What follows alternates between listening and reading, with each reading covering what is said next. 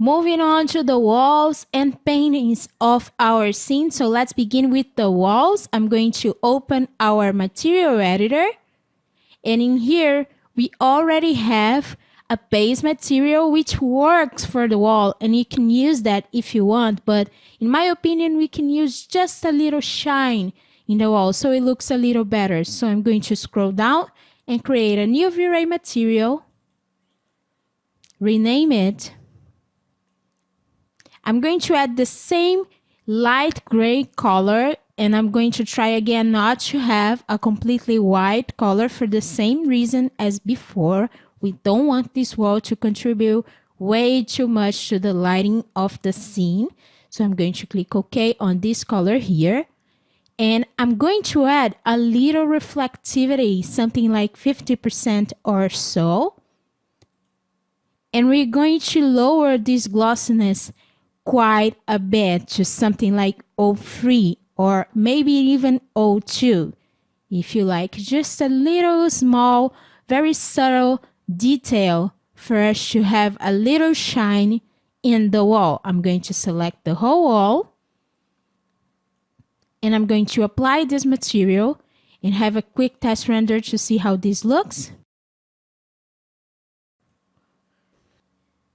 Alright, so you might not see on the video, but there's a small shiny area here, which I think adds complexity to the scene. You're probably going to see in your own render, but it will be hard to see on video. Okay? So this concludes the wall material. Let's focus our attention on the paintings itself. So open the material editor again. Let me find a clear area and I'll create a V-Ray material. Rename this.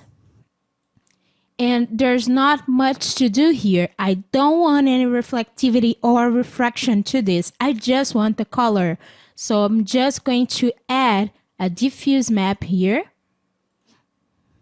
And I'm going to choose between one of my paintings. Now remember, all of these images, except for this one, I got from pexels.com and you can get it there, or any other image that you like, and it's free for use, personal and commercial. This one I created myself, so you can use it as you like as well. So I'm going to select the image, click on open, and just select it and apply. Now, if you remember, we do have glasses in front of every single painting. So let's just hide this for now. So it's easier for us to apply the materials. So I'm going to right click, hide selection. And I'm going to do the same for the paintings on the other side of the room.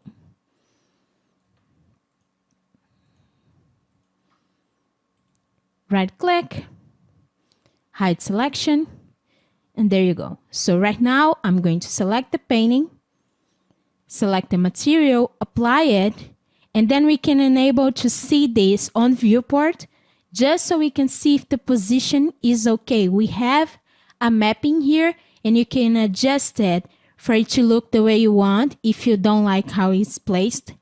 Okay? And let's do this on the other side now. So I got all of my free paintings here. I'm going to open the material editor and it's the same process. I'm even going to use the same material.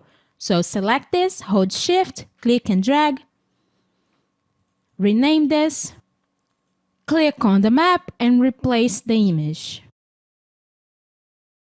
There you go, select it and apply it. See in the viewport if you want. There you go. This is how it looks. And I'll do the same process for all the other paintings. So I'm going to fast forward this, select all of this, hold shift, click and drag.